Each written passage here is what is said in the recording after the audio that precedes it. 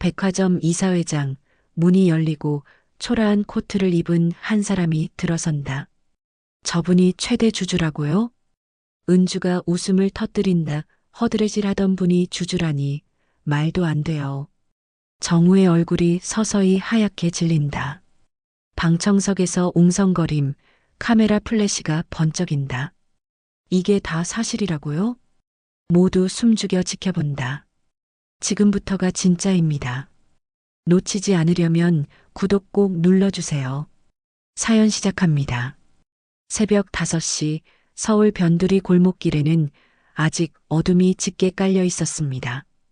가로등 불빛이 희미하게 비추는 좁은 골목 사이로 낡은 간판들이 삐걱거리며 바람에 흔들리고 있었습니다. 그 중에서도 특히 초라한 모습의 순잔의 밥집이라는 간판이 눈에 띄었습니다. 페인트가 벗겨지고 녹슨 철판으로 만들어진 간판은 오랜 세월의 흔적을 고스란히 드러내고 있었습니다. 식당 안은 이미 환하게 불이 켜져 있었습니다. 순자는 낡은 고무장갑을 끼고 커다란 스테인리스 싱크대 앞에서 설거지를 하고 있었습니다.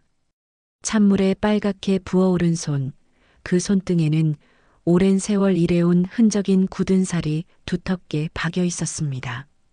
물기에 젖은 앞치마는 여기저기 얼룩이 져 있었고 그녀의 머리카락 몇 가닥이 이마에 달라붙어 있었습니다. 아이고, 이 그릇들이 언제 다 끝나려나. 순자는 중얼거리며 무거운 뚝배기를 들어 올렸습니다. 구부정한 어깨가 더욱 굽어지며 몸 전체가 앞으로 기울었습니다. 70평생을 이렇게 살아왔지만 아직도 이 일이 쉽지 않았습니다. 관절염 때문에 아픈 손목을 살짝 주무르며 그녀는 잠시 창밖을 바라봤습니다. 멀리 고층 빌딩들의 불빛이 반짝이고 있었습니다. 저 빌딩들 중 하나에서 아들이 일하고 있을 생각을 하니 마음 한편이 뿌듯했습니다. 하지만 동시에 서운함도 밀려왔습니다. 내 새끼 잘 되는 거 하나만 보면 됐지. 나는 이렇게 살아도 괜찮아. 순자는 속으로 되뇌며 다시 설거지에 집중했습니다. 그때 식당 문이 힘차게 열리며 차가운 바람이 들어왔습니다. 문풍지 소리와 함께 정갈한 검은색 정장을 입은 남자가 들어왔습니다. 정우였습니다. 45의 나이에도 반듯한 체격과 단정한 외모를 유지하고 있는 그는 금태 안경을 쓰고 있었고 손에는 고급 서류 가방을 들고 있었습니다. 가슴에는 롯데백화점 지점장이라는 명찰이 번쩍이고 있었습니다. 이 동네에서는 성공한 아들로 소문이 자자한 그였습니다. 어머니, 또 이렇게 일찍 일하세요? 정우의 목소리에는 피곤함이 묻어 있었습니다. 어머니의 모습을 볼 때마다 복잡한 감정이 들었습니다. 사랑과 고마움 하지만 동시에 부끄러움과 짜증도 함께 밀려왔습니다. 순자는 손에 묻은 거품을 대충 털어내며 아들을 바라봤습니다. 아침 일찍 나가는 거 보니 바쁘구나. 아침은 먹고 가니? 먹었어요. 집에서. 정우는 퉁명스럽게 대답했습니다. 사실 아침을 거르고 나온 것이지만 어머니가 직접 차려준 음식을 먹고 싶지 않았습니다. 동료들이나 부하 직원들이 이 모습을 본다면 얼마나 창피할까 하는 생각만 들었습니다. 정우는 어머니가 설거지하는 모습을 힐끗 보더니 인상을 찌푸렸습니다. 기름때 묻은 앞치마, 거친 손, 그리고 이 허름한 식당의 모든 것들이 그의 신경을 건드렸습니다. 어머니, 제발 식당 같은 데서 일하지 좀 마세요. 순자의 손이 잠시 멈췄습니다. 설거지 물이 뚝뚝 떨어지는 소리만이 정적을 깼습니다. 그녀의 눈빛이 순간 흔들렸습니다. 체면 좀 생각하세요. 제가 백화점 지점장인데 어머니가 이런 곳에서 일하신다는 소문이 나면. 정우의 목소리는 점점 높아졌습니다. 그의 얼굴에는 진심 어린 걱정보다는 자신의 체면을 걱정하는 표정이 더 짙게 드러나 있었습니다. 이때 정우 뒤로 똑똑한 하이힐 소리가 들려왔습니다. 은주가 나타났습니다. 샤넬 정장에 에르메스 핸드백을 든 그녀의 모습은 이 허름한 식당과는 전혀 어울리지 않았습니다. 완벽하게 세팅된 헤어스타일과 정교한 메이크업, 그리고 목에 걸린 진주 목걸이까지 모든 것이 고급스러웠습니다. 백화점 부사장이라는 직책에 걸맞는 완벽한 외모였지만 그녀의 눈빛에는 차가운 계산이 깔려 있었습니다. 어머니, 안녕하세요. 은주는 형식적으로 인사를 건넸습니다. 하지만 그녀의 시선은 이미 시어머니의 모습을 훑어보며 못마땅함을 드러내고 있었습니다. 그러게요. 시어머니가 남 앞에서 손에 기름때 묻히고 서 계시면 제가 얼마나 창피한데요? 은주의 말에는 가식적인 존댓말 뒤에 숨겨진 경멸이 선명하게 드러났습니다. 그녀에게 시어머니는 자신의 사회적 지위를 떨어뜨리는 걸림돌일 뿐이었습니다. 특히 백화점 임원진 부인들 모임에서 가족 이야기가 나올 때마다 정말 곤란해요. 은주는 코를 살짝 찡긋하며 식당 안의 냄새를 참는 듯한 표정을 지었습니다. 김치찌개와 된장찌개가 끓는 냄새, 그리고 오래된 기름 냄새가 그녀의 비싼 향수와 대조를 이루고 있었습니다. 순자는 두 사람의 말을 들으며 말없이 웃었습니다. 하지만 그 웃음은 진짜 웃음이 아니었습니다. 입꼬리는 올라갔지만 눈빛은 점점 어두워지고 있었습니다. 마음속 깊은 곳에서는 서서히 상처가 맺히고 있었습니다. 체면이 뭐길래 어미를 이렇게 생각하나. 순자의 마음속에서는 복잡한 감정들이 휘몰아쳤습니다. 서운함, 분노, 그리고 깊은 실망감이 차례로 밀려왔습니다. 자식을 위해 평생을 희생했는데 그 자식이 자신을 부끄러워한다는 현실이 가슴을 짓눌렀습니다. 정우는 금시계를 보더니 서둘러 말했습니다. 저희 늦었으니까 먼저 가보겠습니다. 오늘 중요한 회의가 있어서요. 은주도 핸드백을 다시 들어올리며 마지못해 인사를 건넸습니다. 그럼 시어머니, 저희 가볼게요. 건강하세요. 두 사람이 문을 나서며 차가운 바람이 다시 한번 식당 안으로 들어왔습니다. 문이 닫히는 소리와 함께 정적이 찾아왔습니다. 순자는 젖은 손을 앞치마에 닦으며 깊은 한숨을 내쉬었습니다. 그 한숨 속에는 평생의 무게가 담겨 있었습니다. 다시 설거지를 시작하며 그녀는 중얼거렸습니다. 내가 정말 부끄러운 어미인가. 그로부터 며칠이 지나 추석 연휴가 다가왔습니다. 순자는 새벽부터 부엌에서 분주하게 움직이고 있었습니다. 오늘은 특별한 날이었습니다. 아들 가족과 함께 보내는 명절이니까요. 그녀는 정성스럽게 송편을 빚고 있었습니다. 이만큼이면 되겠지? 하얀 찹쌀가루로 만든 송편 반죽을 동그랗게 빚어가며 순자는 혼잣말을 했습니다. 손바닥 크기의 송편 하나하나에는 정성이 가득 담겨 있었습니다. 팥앙금, 깨앙금, 그리고 정우가 어릴 때 좋아하던 꿀앙금까지 다양하게 준비했습니다. 큰 솥에서는 갈비찜이 보글보글 끓고 있었습니다. 값비싼 갈비를 구입하느라 한 달 용돈을 다 써버렸지만 후회되지 않았습니다. 아들이 좋아하는 음식이라면 무엇이든 해주고 싶었습니다. 정우가 좋아할 거야. 은주도 맛있다고 할 거고. 순자는 기대에 부푼 마음으로 갈비찜의 마지막 간을 마쳤습니다. 단맛과 짠맛의 절묘한 조화, 그리고 은은한 배와 양파의 단맛이 어우러진 완벽한 맛이었습니다.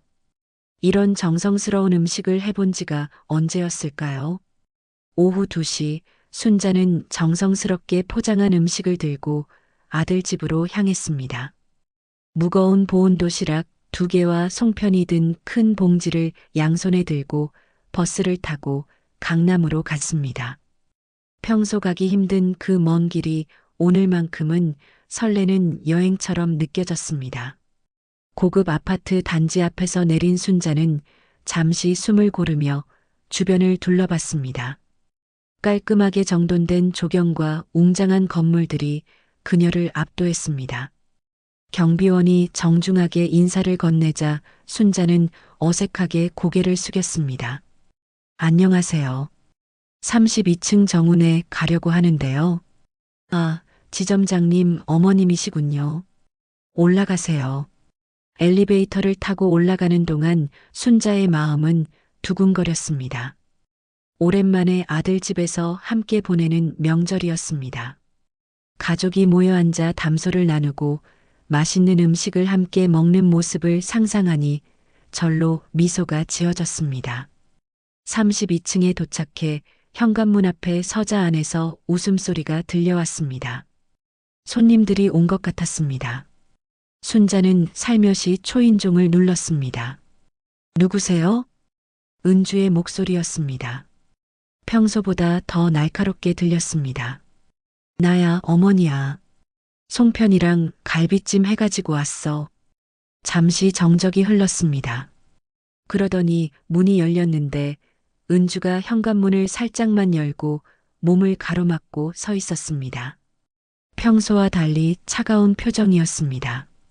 어머니, 은주는 순자가 들고 온 음식 봉지들을 힐끗 보더니 난처한 표정을 지었습니다. 집안에서는 우아한 클래식 음악이 흘러나오고 있었고 여러 사람들의 대화 소리가 들렸습니다. 어머니, 집안에 냄새 밴다는 말이에요. 은주의 말에 순자는 깜짝 놀랐습니다. 자신이 정성스럽게 만든 음식에서 냄새가 난다는 것일까요? 냄새요? 갈비찜이 좀 진해서 그런가? 아니에요. 그게 아니라 은주는 잠시 망설이더니 단호하게 말했습니다. 호텔 예약해놨으니 거기서 주무세요. 순자는 순간 귀를 의심했습니다. 호텔에서 자라고요? 명절에 가족이 함께 있어야 할 날에요? 무슨 소리야? 명절인데 가족끼리. 그때 정우가 나타났습니다. 평소보다 더 정장 차림을 하고 있었고 얼굴에는 민망한 표정이 떠올라 있었습니다.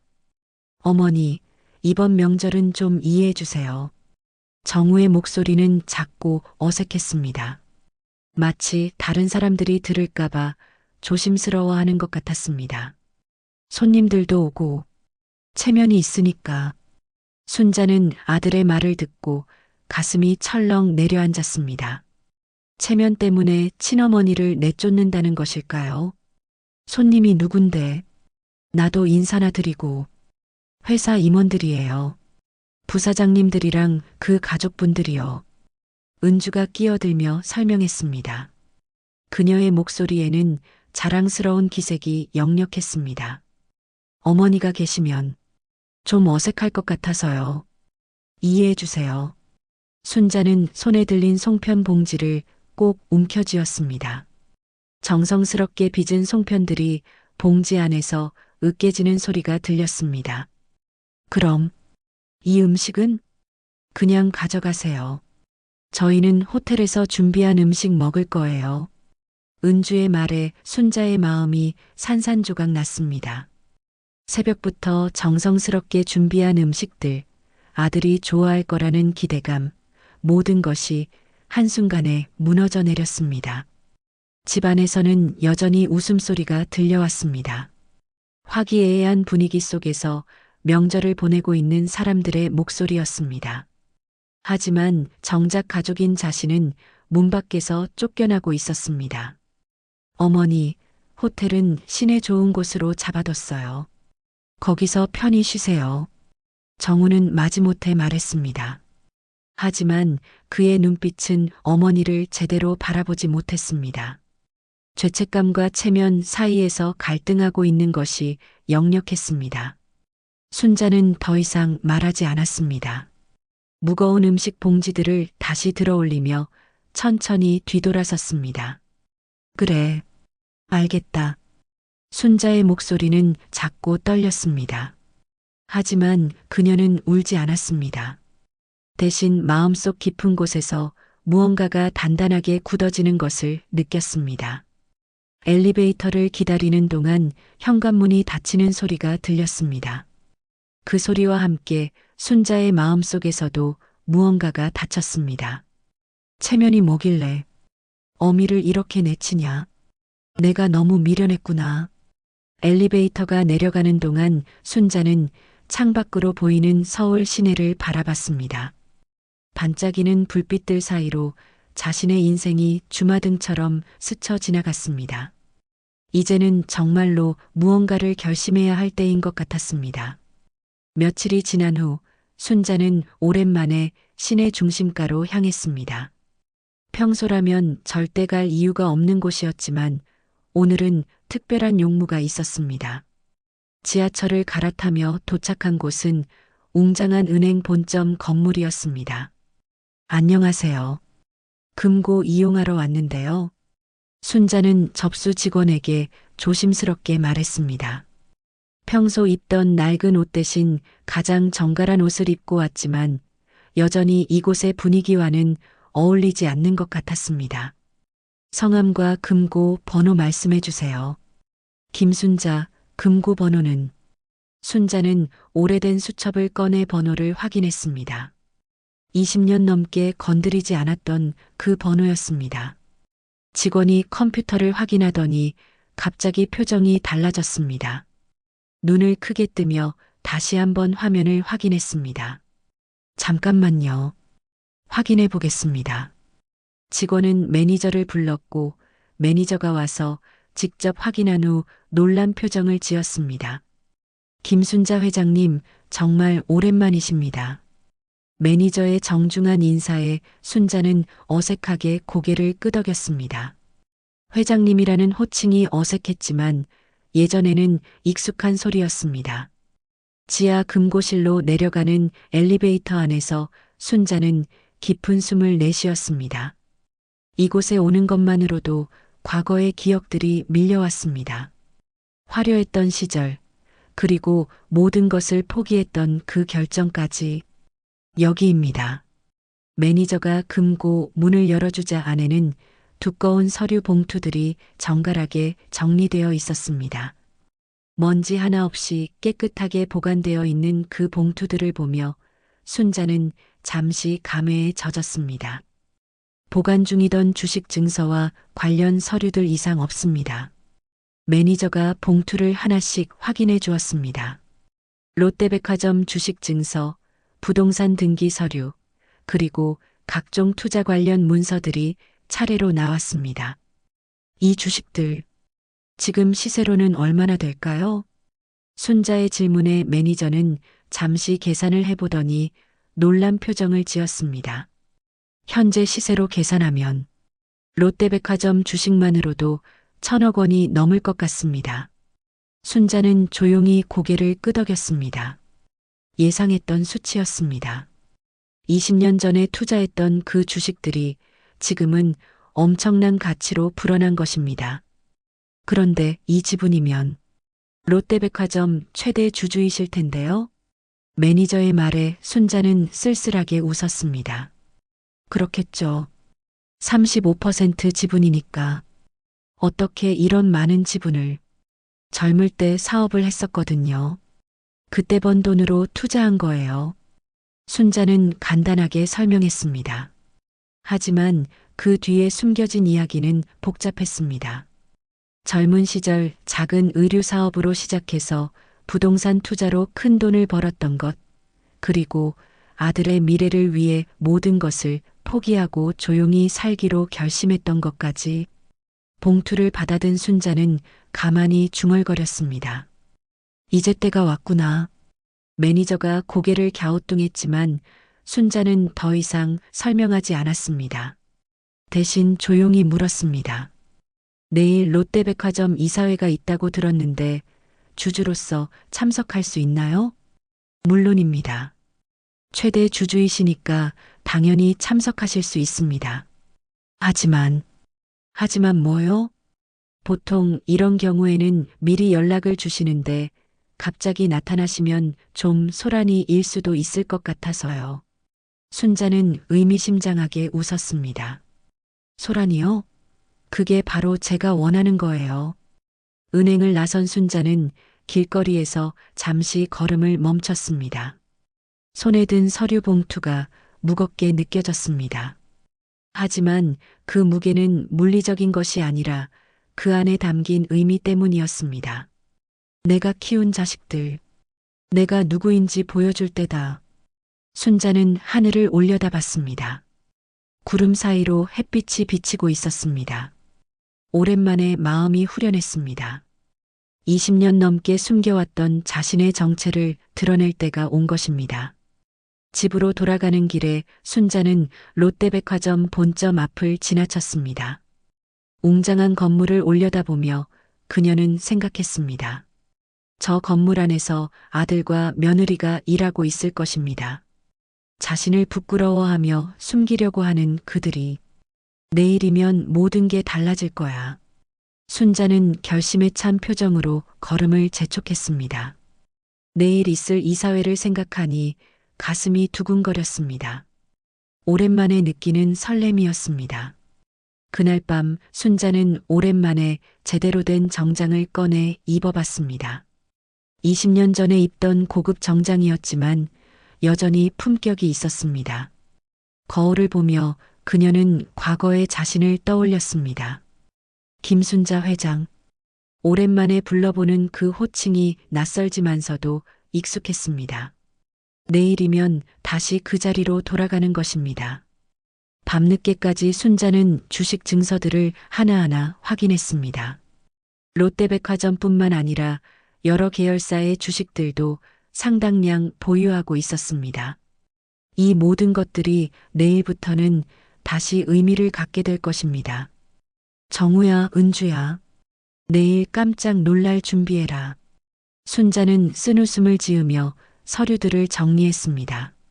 자식들이 자신을 어떤 반응을 보일지 궁금했습니다. 부끄러워하던 어머니가 사실은 자신들의 직장을 소유한 사람이라는 것을 알게 되면 말입니다. 창밖으로는 서울의 야경이 반짝이고 있었습니다. 내일이면 저 불빛들 사이에서 새로운 이야기가 시작될 것입니다. 김순자라는 이름이 다시 세상에 알려지는 날이 될 것입니다. 다음 날 오전 롯데백화점 본사 50층에 위치한 대회의실에는 긴장감이 흐르고 있었습니다. 원래 이사회가 열리는 날이었고 임원들이 하나둘씩 자리를 채우고 있었습니다. 거대한 타원형 테이블 주변으로 정장을 입은 사람들이 앉아 있었고 테이블 중앙에는 각종 보고서들이 정갈하게 놓여 있었습니다. 은주는 회의실 한쪽에서 발표 자료를 점검하고 있었습니다. 오늘 발표할 내용은 백화점 운영 효율화 방안이었는데 이 발표가 성공하면 승진에 큰 도움이 될 것이었습니다. 그녀의 얼굴에는 자신감이 넘쳐났습니다. 오늘 발표 잘 부탁드립니다. 정우가 아내 옆으로 와서 작은 목소리로 격려했습니다. 그도 긴장하고 있었습니다. 아내의 승진은 곧 자신의 지위 상승과도 직결되는 문제였으니까요. 걱정 마세요. 완벽하게 준비했어요. 은주는 자신 있게 대답했습니다. 실제로 그녀는 한 달 넘게 이 발표를 준비했고 모든 데이터와 자료를 완벽하게 숙지하고 있었습니다. 오전 10시 정각 회장이 회의실에 들어왔습니다. 김 회장은 60대 중반의 위험 있는 남성으로 롯데그룹을 이끌어온 경영인이었습니다. 그가 자리에 앉자 회의실 안의 모든 대화가 멈췄습니다. 오늘 안건부터 시작하겠습니다. 회장의 말과 함께 회의가 시작되었습니다. 각 부서별 실적 보고가 이어졌고 마침내 은주의 발표 차례가 왔습니다. 그럼 이제 운영 효율화 방안에 대해 발표하겠습니다. 은주는 당당하게 일어나 프레젠테이션을 시작했습니다.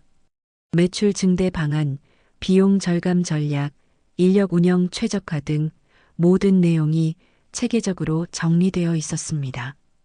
특히 저희 가문이 이 회사의 미래를 책임질 수 있는 역량을 갖추고 있다고 자부합니다. 은주의 목소리에는 자신감이 가득했습니다.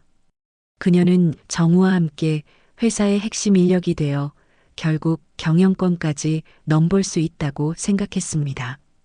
앞으로 우리 가문이 이 백화점을 이끌어갈 것입니다. 은주의 당당한 선언에 회의실 안의 분위기가 미묘하게 변했습니다. 몇몇 임원들이 서로 시선을 주고받았습니다. 너무 성급한 발언이 아닌가 하는 표정들이었습니다. 그때 김 회장이 손을 들어 은주의 발표를 중단시켰습니다. 잠깐만요. 그 전에 중요한 안건이 하나 있습니다. 은주는 당황스러운 표정으로 자리에 앉았습니다. 무슨 일인지 알 수 없었지만 뭔가 예상과 다른 분위기였습니다. 김 회장이 비서에게 신호를 보내자 비서가 회의실 문을 열었습니다. 최대 주주께서 직접 오셨습니다. 김 회장의 말에 회의실 안의 모든 사람들이 문 쪽으로 시선을 돌렸습니다. 최대 주주라니 그런 사람이 있었나요? 대부분의 임원들도 처음 듣는 얘기였습니다. 문이 열리고 들어온 사람을 보는 순간 은주와 정우는 눈을 의심했습니다. 초라한 베이지색 코트를 입은 할머니 한 분이 천천히 걸어 들어오고 있었습니다. 저분이 누구시죠?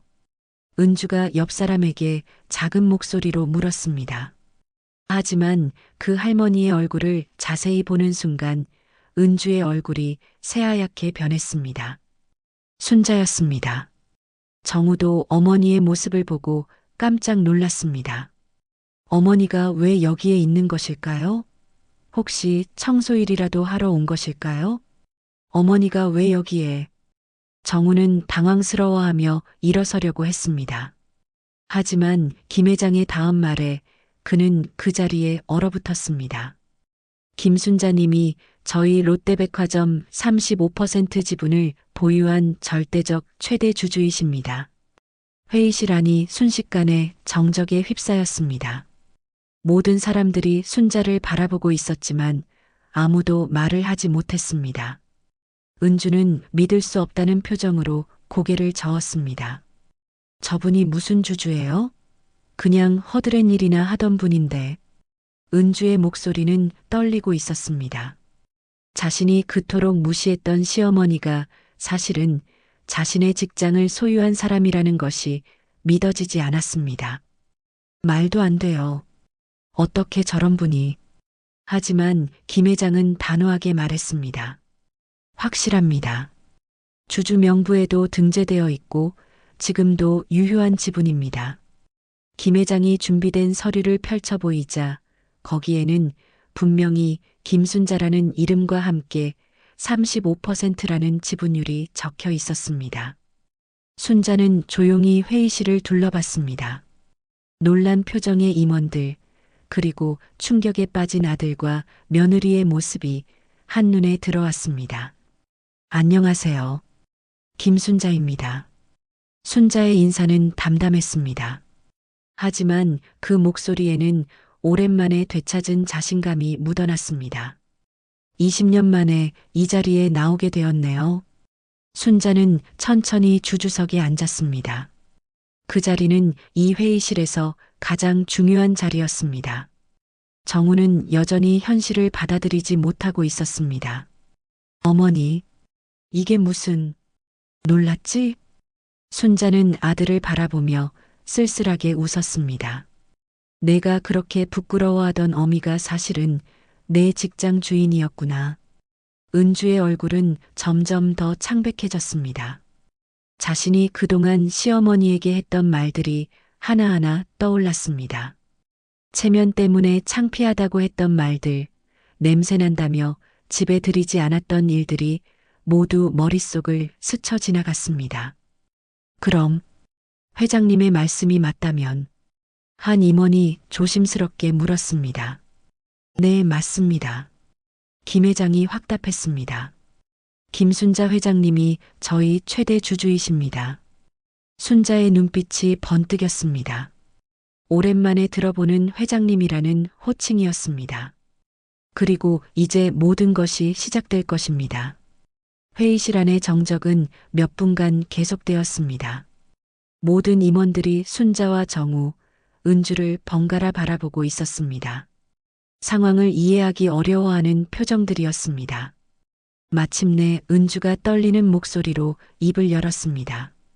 잠깐만요. 이건 말이 안 됩니다. 그녀는 자리에서 일어나며 격앙된 목소리로 말했습니다. 허드렛 일만 하던 사람이 어떻게 이 거대한 백화점의 주인이라는 거죠? 은주의 목소리는 점점 높아졌습니다. 받아들일 수 없다는 표정이었습니다. 분명히 사기이거나 조작된 서류일 거예요. 제대로 확인해 보세요. 김 회장은 차분하게 대답했습니다. 이미 법무팀에서 여러 번 확인했습니다. 모든 서류가 합법적이고 유효합니다. 정우도 혼란스러운 표정으로 어머니를 바라봤습니다. 어머니, 이게 정말 사실인가요? 순자는 조용히 고개를 끄덕였습니다. 그래. 20년 전까지는 나도 사업을 했었다. 사업이요? 무슨 사업을? 부동산 투자와 유통업이었지. 그때 번 돈으로 여러 회사 주식을 샀었어. 순자의 설명에 회의실 안의 사람들이 술렁였습니다. 그동안 평범한 할머니로만 알고 있던 사람이 사실은 거대한 부를 가진 투자자였다는 것입니다. 은주는 여전히 받아들이지 못하고 있었습니다. 그럼 왜 지금까지 숨기셨어요? 왜 가난한 척하면서? 가난한 척? 순자의 목소리에 차가운 기운이 돌았습니다. 나는 가난한 척 한 적이 없어. 그냥 조용히 살고 싶어서 은퇴한 거였지. 그럼 왜 그런 허름한 식당에서 일하시는 거예요? 심심해서. 그리고 사람들과 어울리고 싶어서. 순자의 대답은 담담했습니다. 하지만 그 속에는 서운함이 깊게 배어 있었습니다. 정우가 떨리는 목소리로 물었습니다. 그럼 제가 백화점에 취직할 때도 내가 롯데백화점에 입사한다고 했을 때 얼마나 기뻤는지 몰라. 내 회사에서 일하게 되는구나 싶어서. 순자의 말에 정우는 충격을 받았습니다. 자신이 그토록 자랑스러워했던 직장이 사실은 어머니 소유였다는 것이었습니다. 어머니, 그럼 왜 말씀하지 않으셨어요? 말했으면 내가 좋아했을까? 아니면 더 부끄러워했을까? 순자의 반문에 정우는 대답하지 못했습니다. 솔직히 말하면 더 부끄러워했을 것 같았습니다. 김 회장이 회의를 정리하려고 했습니다. 그럼 이제 안건을 계속 진행하겠습니다. 하지만 은주가 다시 일어났습니다. 잠깐만요. 저는 이 상황을 인정할 수 없습니다. 그녀의 얼굴은 분노로 일그러져 있었습니다. 설령 서류상으로는 맞다고 해도 이건 상식적으로 말이 안 됩니다. 은주야. 정우가 아내를 말렸지만 은주는 멈추지 않았습니다. 허드렛이라는 할머니가 갑자기 나타나서 최대 주주라고 하면 믿어야 한다는 거예요? 순자는 조용히 은주를 바라봤습니다. 그 시선에는 실망감이 가득했습니다. 허드렛 일이라. 맞아요. 그동안 하신 일이 허드렛 일 아니었나요? 설거지하고 청소하고. 그 일이 부끄러운 일인가? 순자의 질문에 은주는 잠시 말을 멈췄습니다. 부끄러운 건 아니지만. 하지만 백화점 주주가 할 일은 아니죠. 왜? 왜냐하면 그런 일은. 은주는 말을 이어가지 못했습니다. 자신의 편견과 차별의식이 드러날까봐 두려웠습니다. 순자가 천천히 일어났습니다. 나는 20년 동안 조용히 살았어. 너희들 눈치 보면서 부끄러워하지 않게 하려고. 순자의 목소리는 점점 강해졌습니다. 하지만 명절에도 체면 때문에 문전박대당하고 내가 하는 일을 허드렛 일이라고 무시당하는 걸 보니까 더 이상 참을 수가 없더라. 회의실 안에 모든 사람들이 숨을 죽이고 순자의 말을 들었습니다. 나는 평생 열심히 살았어. 사업도 성공시키고 돈도 많이 벌었지. 그런데 왜 내 자식들 앞에서 부끄러운 존재가 되어야 하나? 정우는 고개를 숙였습니다. 어머니의 말이 가슴에 깊이 박혔습니다. 은주는 여전히 받아들이지 못하는 표정이었습니다. 하지만 이건 너무 갑작스러워요. 증명할 방법이 있나요?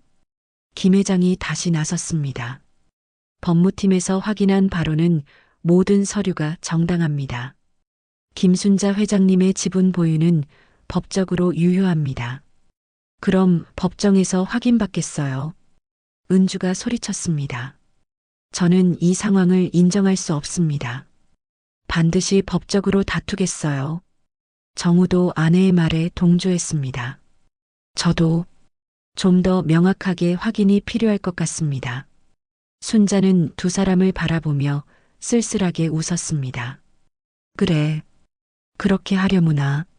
그녀는 자리에서 일어나며 말했습니다. 법정에서 보자. 그때 가서 누가 옳은지 확인해 보면 될 거야. 순자가 회의실을 나가려고 할 때 김 회장이 말했습니다. 회장님, 언제든지 필요하시면 연락 주세요. 순자는 고개를 끄덕이며 회의실을 나갔습니다. 문이 닫힌 후 회의실에는 무거운 침묵이 흘렀습니다. 은주와 정우는 서로를 바라보며 복잡한 표정을 지었습니다. 이제 정말로 법정에서 모든 것을 가려야 할 상황이 되었습니다. 정말 소송을 해야 할까요? 정우가 망설이며 물었습니다. 당연하죠. 우리가 그냥 당할 순 없어요. 은주의 목소리는 여전히 단단했습니다. 하지만 마음 한구석에서는 불안함이 커져가고 있었습니다. 한 달 후 서울중앙지방법원 대법정에는 많은 사람들이 모여 있었습니다. 이 사건은 언론의 주목을 받으며 화제가 되었습니다. 허드렛이라던 할머니가 백화점 최대 주주? 라는 제목의 기사들이 연일 보도되었고 법정에는 기자들과 방청객들로 가득했습니다. 정우와 은주는 값비싼 정장을 입고 최고급 변호사들과 함께 앉아 있었습니다. 그들의 표정에는 자신감이 넘쳤습니다. 한 달 동안 온갖 방법을 동원해 어머니의 주장을 반박할 증거들을 수집했다고 믿고 있었습니다. 걱정하지 마세요. 우리가 철저히 준비했습니다.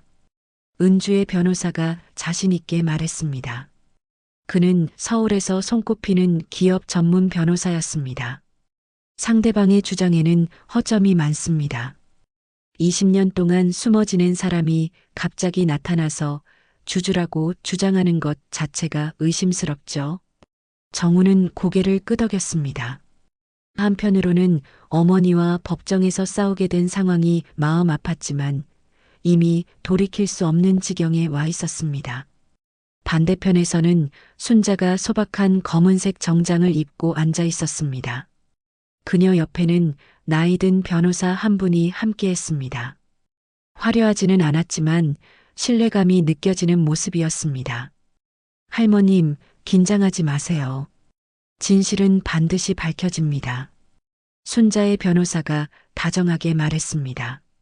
그는 20년 전부터 순자의 법무를 담당해온 변호사였습니다. 고마워요, 변호사님. 오랜만에 법정에 서니까 떨리네요. 순자는 법정을 둘러보며 감회에 젖었습니다.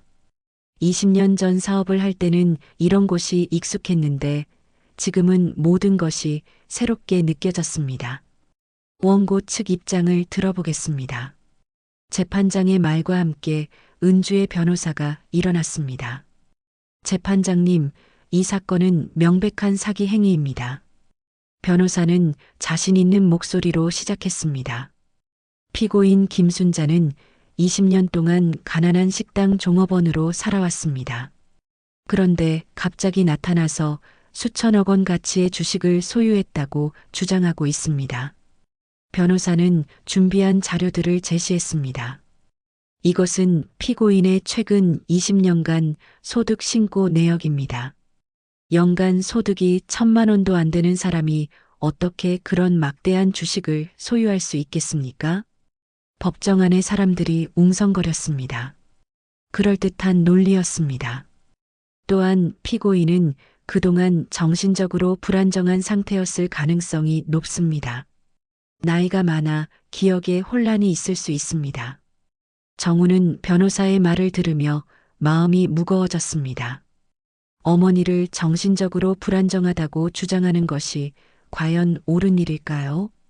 따라서 피고인의 주장은 근거가 없으며 관련 서류들도 위조되었을 가능성이 높습니다. 은주의 변호사가 자리에 앉자 재판장이 순자의 변호사를 불렀습니다. 피고 측 입장을 들어보겠습니다. 순자의 변호사가 차분하게 일어났습니다. 재판장님, 원고 측의 주장은 사실과 다릅니다. 그는 두꺼운 서류 묶음을 들어보였습니다. 김순자님은 20년 전까지 순자 상사라는 회사를 운영하며 부동산 투자업을 했습니다. 이는 모든 관련 기관에 등록되어 있습니다. 변호사는 차례로 증거들을 제시했습니다. 이것은 당시 사업자 등록증이고 이것은 세무서 납세 기록입니다. 그리고 이것은 부동산 매매 계약서들입니다. 법정 안의 분위기가 변하기 시작했습니다. 생각보다 구체적이고 체계적인 증거들이었습니다. 김순자님은 구로구 일대 부동산 개발 사업으로 큰 성공을 거두었습니다. 그 수익으로 여러 기업의 주식을 매입한 것이 롯데백화점 지분 보유의 시작입니다. 순자는 변호사의 설명을 들으며 과거를 떠올렸습니다. 치열했던 사업 현장, 밤낮 없이 뛰어다니던 시절들이 생생하게 기억났습니다. 그럼 왜 20년 동안 조용히 지냈는가 하는 문제입니다. 변호사는 순자를 바라보며 말했습니다. 김순자님은 아들의 교육과 성장을 위해 사업을 정리하고 은퇴를 선택했습니다. 아들이 자수성가하는 모습을 보고 싶어서였습니다. 정우는 고개를 숙였습니다. 어머니의 진심을 이제야 알게 되었습니다. 하지만 최근 가족들로부터 모욕을 당하고 무시당하면서 자신의 정체성을 되찾기로 결심한 것입니다. 재판장이 순자에게 직접 질문했습니다. 피고인께서 직접 말씀해 보세요. 정말로 그 주식들을 소유하고 계신 것입니까? 순자가 천천히 일어났습니다. 네, 재판장님. 모두 제가 정당하게 취득한 것들입니다. 그녀의 목소리는 떨리지 않았습니다. 일구로 시작해서 부동산 투자로 성공했고 그 돈으로 주식을 샀습니다. 모든 과정이 합법적이었습니다. 그럼 왜 20년 동안 숨기셨습니까? 아들이 제 도움 없이 성공하기를 바랐기 때문입니다. 그리고 조용한 삶을 원했고요. 순자는 정우를 바라봤습니다. 하지만 제가 부끄러운 존재라고 여겨지는 것은 참을 수 없었습니다. 재판장이 서류들을 검토한 후 말했습니다. 증거 조사를 위해 휴정하겠습니다. 다음 주에 판결을 선고하겠습니다. 법정이 끝난 후 복도에서 정우와 순자가 마주쳤습니다. 어머니, 정우가 다가가려 했지만 은주가 그의 팔을 잡아당겼습니다. 가지 마요. 아직 끝나지 않았어요. 순자는 아들을 바라보며 쓸쓸하게 웃었습니다. 다음 주에 모든 것이 밝혀질 거야. 그녀는 고개를 돌려 법원을 나섰습니다. 이제 정말로 마지막 승부를 앞두고 있었습니다. 일주일 후 판결일이 되었습니다.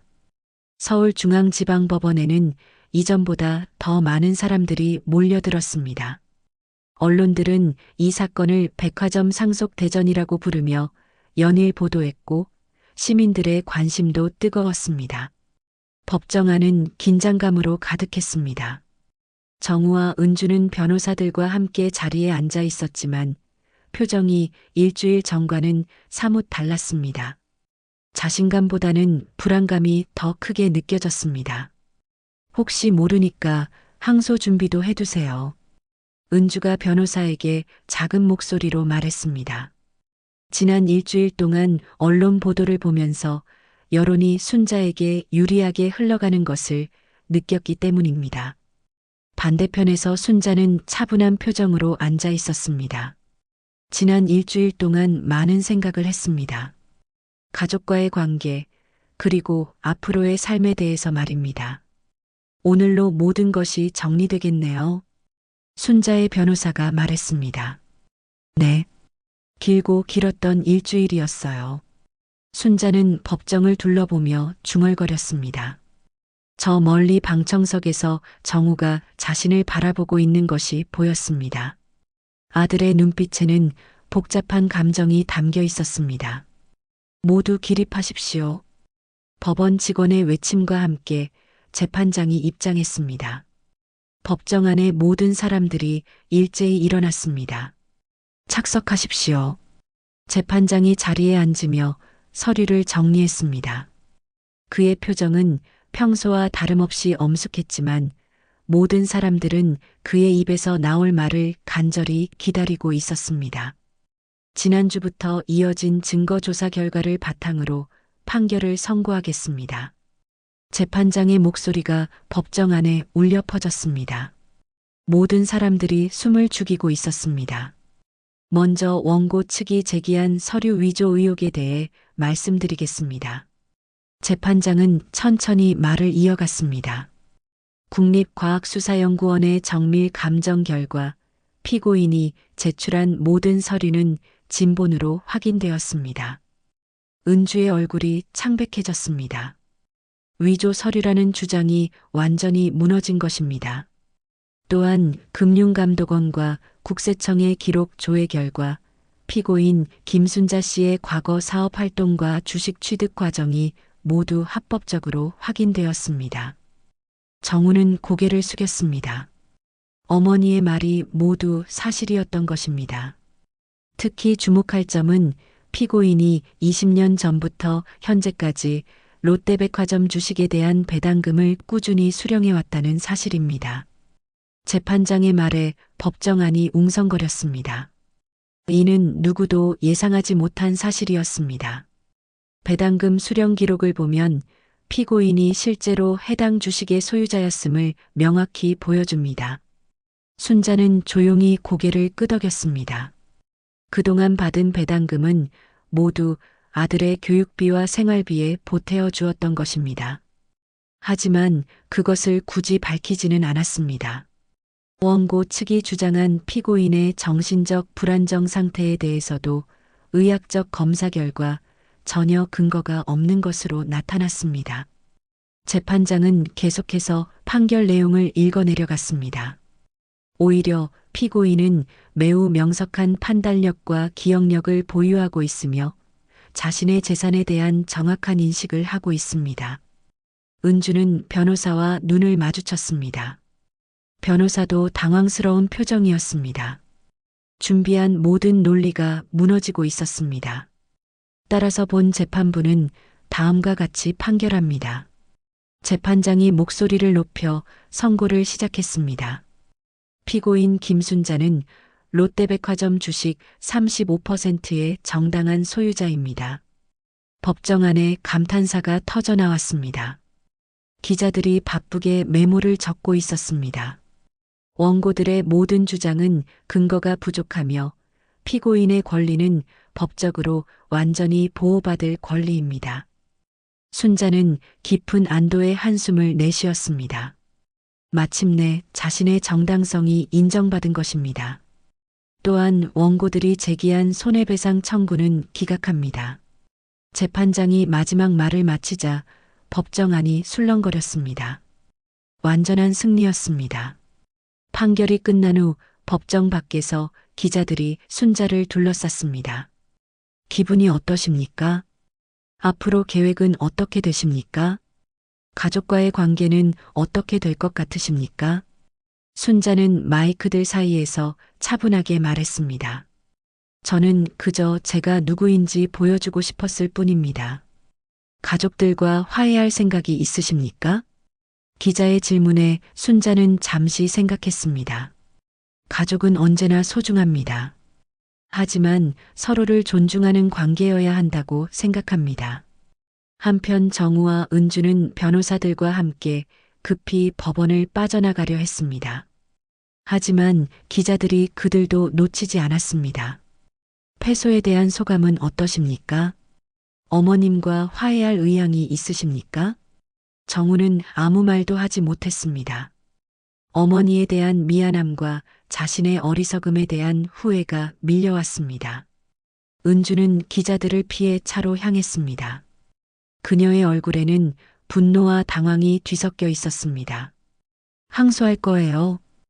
은주가 차에 타면서 소리쳤습니다. 이건 끝이 아니에요. 하지만 정우는 더 이상 싸우고 싶지 않았습니다. 법정에서 밝혀진 진실들을 생각하니 어머니에게 너무 미안했습니다. 순자는 법원 계단에서 잠시 멈춰서서 하늘을 올려다봤습니다. 구름 사이로 햇빛이 비치고 있었습니다. 오랜만에 느끼는 후련함이었습니다. 이제 정말로 새로운 시작이구나. 순자는 혼잣말을 하며 천천히 걸음을 옮겼습니다. 앞으로 어떤 일들이 기다리고 있을지 모르지만 더 이상 숨어 살지는 않을 것입니다. 판결이 나온 지 한 달이 지났습니다. 순자는 이제 롯데백화점 회장실에서 업무를 보고 있었습니다. 50층 최고층에 위치한 넓은 회장실은 서울 시내가 한눈에 내려다 보이는 멋진 전망을 자랑했습니다. 회장님, 오늘 임원회의 준비가 완료되었습니다. 비서가 정중하게 보고했습니다. 순자는 이제 모든 직원들로부터 진심 어린 존경을 받고 있었습니다. 처음에는 놀라워했던 직원들도 그녀의 경영 철학과 능력을 보며 점차 마음을 열었습니다. 고마워요. 그런데 정우 지점장은 어떻게 지내고 있나요? 순자가 조심스럽게 물었습니다. 판결 이후 아들과는 한 번도 대화를 나누지 못했습니다. 지점장님은 요즘 많이 힘들어 하시는 것 같습니다. 비서가 망설이며 대답했습니다. 직원들 사이에서도 어색한 분위기이고 업무에도 집중하지 못하시는 것 같아요. 순자는 깊은 한숨을 내쉬었습니다. 이기긴 했지만 마음이 편하지 않았습니다. 한편 정우는 자신의 사무실에서 멍하니 창밖을 바라보고 있었습니다. 지점장이라는 직책은 그대로였지만 모든 것이 달라졌습니다. 동료들의 시선, 부하 직원들의 태도, 모든 것이 어색했습니다. 지점장님, 회의 시간입니다. 직원이 노크를 하며 들어왔습니다. 아, 네. 지금 가겠습니다. 정우는 힘없이 일어났습니다. 요즘 들어 모든 일이 의미 없게 느껴졌습니다. 회의실에 들어가자 다른 임원들이 이미 와 있었습니다. 하지만 예전과 달리 그들의 태도가 조심스러웠습니다. 회장의 아들이라는 것이 알려진 후 오히려 더 어색해진 것입니다. 지점장님, 요즘 많이 힘드시죠? 한 부장이 조심스럽게 말을 걸었습니다. 괜찮습니다. 정우는 짧게 대답했습니다. 사실 괜찮지 않았지만 내색할 수 없었습니다. 그때 회의실 문이 열리며 순자가 들어왔습니다. 모든 사람들이 일제히 일어나 인사를 했습니다. 안녕하세요, 회장님. 정우도 다른 사람들과 함께 일어났지만 어머니와 눈을 마주치지는 못했습니다. 모두 앉으세요. 순자는 주주석에 앉으며 말했습니다. 그녀의 목소리는 예전의 따뜻함보다는 회장다운 권위가 느껴졌습니다. 회의가 진행되는 동안 정우는 계속 고개를 숙이고 있었습니다. 어머니가 회장으로서 회의를 이끌어가는 모습을 보니 복잡한 기분이 들었습니다. 자랑스러우면서도 부끄러웠습니다. 마지막으로 인사 발령건이 있습니다. 순자가 서류를 펼치며 말했습니다. 정우 지점장은 본사 전략기획실로 발령합니다. 회의실 안이 조용해졌습니다. 전략기획실은 승진을 의미하는 부서였습니다. 정우는 놀란 표정으로 어머니를 바라봤습니다. 왜 자신을 승진시키는 것일까요? 회의가 끝난 후 정우는 복도에서 어머니를 기다렸습니다. 어머니, 순자는 아들을 보며 잠시 걸음을 멈췄습니다. 왜 저를 승진시키셨어요? 정우의 목소리는 떨리고 있었습니다. 내가 능력이 있으니까. 순자의 대답은 담담했습니다. 하지만 저는 어머니께 너무 못했는데. 정우는 고개를 숙였습니다. 그동안의 일들이 하나하나 떠올랐습니다. 그래도 넌 내 아들이야. 순자의 목소리가 조금 부드러워졌습니다. 어머니, 정말 죄송합니다. 정우는 마침내 진심 어린 사과를 했습니다. 그동안 어머니를 부끄러워했던 제가 정말 부끄럽습니다. 순자는 아들을 바라보며 오랫동안 말하지 않았습니다. 그러다가 조용히 말했습니다. 미안하다고 말하는 것보다 앞으로 어떻게 살 것인지가 더 중요해. 네, 알겠습니다. 정우는 고개를 끄덕였습니다. 그런데 은주는 어떻게 지내고 있니? 순자가 며느리에 대해 물었습니다. 그게 은주는 아직도 받아들이지 못하고 있어요. 항소를 준비하고 있고 정우는 아내의 상황을 설명했습니다. 그래. 순자는 의외라는 표정을 지었습니다. 네. 아직도 화가 많이 나 있어요. 며칠 후 순자는 은주를 직접 만나기로 결심했습니다. 고급 호텔 라운지에서 만나기로 약속을 잡았습니다. 은주는 여전히 차가운 표정으로 나타났습니다. 시어머니, 아니 회장님. 은주의 말투는 비꼬는 듯 했습니다. 은주야, 앉아라. 순자는 따뜻하게 말했습니다. 무슨 할 말이 있으세요? 너에게 미안하다는 말을 하고 싶었어. 순자의 말에 은주는 의외라는 표정을 지었습니다. 미안하다고요? 그래. 내가 처음부터 솔직하게 말했다면 이런 일은 없었을 거야. 순자는 진심으로 사과했습니다. 하지만 너희들이 나를 대하는 방식도 옳지 않았어. 은주는 잠시 말이 없었습니다. 그동안의 자신의 행동을 돌아보니 부끄러웠습니다. 시어머니, 저도 잘못했습니다. 마침내 은주도 사과했습니다. 앞으로는 서로 존중하며 지내자. 순자가 손을 내밀었고 은주는 망설이다가 그 손을 잡았습니다. 한 달 후 가족들이 모두 모인 저녁 식사 자리가 마련되었습니다. 순자가 직접 요리한 음식들이 테이블에 가득했습니다. 오랜만에 가족이 다 모였네. 순자는 행복한 표정으로 말했습니다. 어머니, 정말 맛있어요. 은주가 진심으로 말했습니다. 예전에는 냄새 난다고 싫어했던 음식들이 이제는 정말 맛있게 느껴졌습니다. 어머니, 앞으로는 제가 더 잘할게요. 정우도 다짐했습니다. 우리 모두 새로운 시작을 하는 거야. 순자는 가족들을 바라보며 만족스러운 미소를 지었습니다. 비록 우여곡절이 많았지만 결국 진정한 가족의 의미를 깨닫게 된 것입니다. 창밖으로는 서울의 야경이 반짝이고 있었습니다. 순자는 그 불빛들을 바라보며 생각했습니다. 이제 진짜 행복한 삶이 시작되는 것 같다고 말입니다. 당신의 작은 응원이 다음 이야기를 이어가는 큰 힘이 됩니다. 구독 부탁드립니다.